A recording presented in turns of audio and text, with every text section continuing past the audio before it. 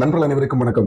தமிழகத்தில் நடந்து முடிந்த சட்டசபை தேர்தலில் விஜய் அவர்கள் தலைமையிலான தமிழக வெற்றி கழகம் கிட்டத்தட்ட 108 இடங்களில் வெற்றி பெற்று தமிழகத்தினுடைய பெரும்பான்மை கட்சியாக உருவெடுத்து நேற்று மே 10ஆம் தேதி தமிழ்நாட்டினுடைய 13வது முதலமைச்சராக விஜய் அவர்கள் பொறுப்பேற்றிருக்கிறார்கள்.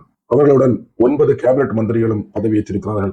தேர்தல் பிரச்சாரத்தின் போது தமிழக முதலமைச்சர் விஜய் அவர்களால் தீய சக்தி என்று வர்ணிக்கப்பட்ட திராவிட முன்னேற்ற கழகத்தினுடைய கூட்டணி கட்சிகளுடைய ஆதரவில் விஜய் அவர்கள் பதவியேற்றிருக்கிறார்கள். இவர் இந்த கூட்டணியை அமைத்த போது என்ன தோன்றியது என்றால், திராவிட முன்னேற்ற கழகத்தினுடைய அந்த மோசமான ஆட்சி கண்டினியூ ஆகுமா, இல்ல இவர் ஒரு மாற்று அரசியலை கொடுக்க போறாரா என்று ஒரு சந்தேகம் மனதில் இருந்து கொண்டிருந்தது. இந்த சந்தேகத்தை உறுதி செய்யும் பொருட்டு நேற்று முதலமைச்சராக பதவியேற்ற விஜய் அவர்கள் முதல் கையெழுத்து போடுறேன் அப்படின்னு சொல்லி ஒரு கையெழுத்தை போட்டு சில திட்டங்களை தொடங்கி வைத்தார்கள்.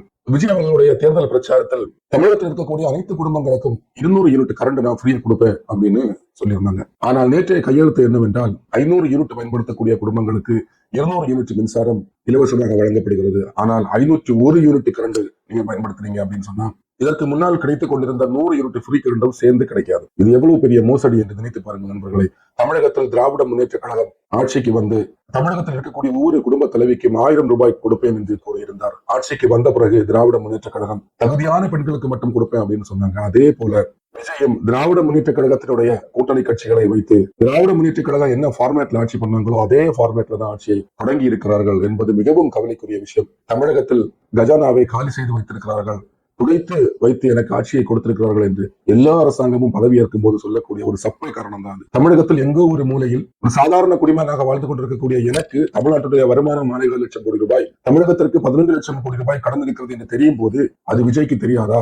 தமிழகத்தில் ஆட்சிக்கு வர வேண்டும் என்று ஒற்றை காலில் நின்றார்களே, தமிழகத்தினுடைய நிலைமையை ஆய்வு செய்து நாம் தமிழகத்திற்கு என்ன செய்ய முடியும் என்று ஆராய்ந்து தமிழகத்தில் ஆட்சிக்கு வரவில்லையோ என்ற சந்தேகம் எழுகிறது. இதே விஜய் அவர்கள் தேர்தல் பரப்புரையின் போது தமிழ்நாட்டுல பணம் இல்லைன்னு சொல்றீங்களே, ஆனா 5000 ரூபாய் 2000 ரூபாய் கொடுக்கறதுக்கு காசு எங்க வந்துச்சு? தமிழ்நாட்டில் கஜானா காலியாக இல்லை, நிரம்பியே இருக்கிறது என்று தேர்தல் பரப்புரையில் கூறியவர். முரண்பட்ட கருத்துக்களை தொடக்கத்திலிருந்தே பேசி வரக்கூடிய தமிழக முதலமைச்சர் விஜய் அவர்கள் தமிழ்நாட்டிற்கு என்ன செய்ய போகிறார் என்று தெரியாத சூழ்நிலையில் மக்கள் குழம்பிக் கொண்டிருக்கிறார்கள். பொறுத்திருந்து பார்க்கலாம் தமிழ்நாட்டுடைய நிலைமை தமிழக வெற்றி கழகத்தினுடைய ஆட்சியில் எப்படி இருக்கிறது என்று.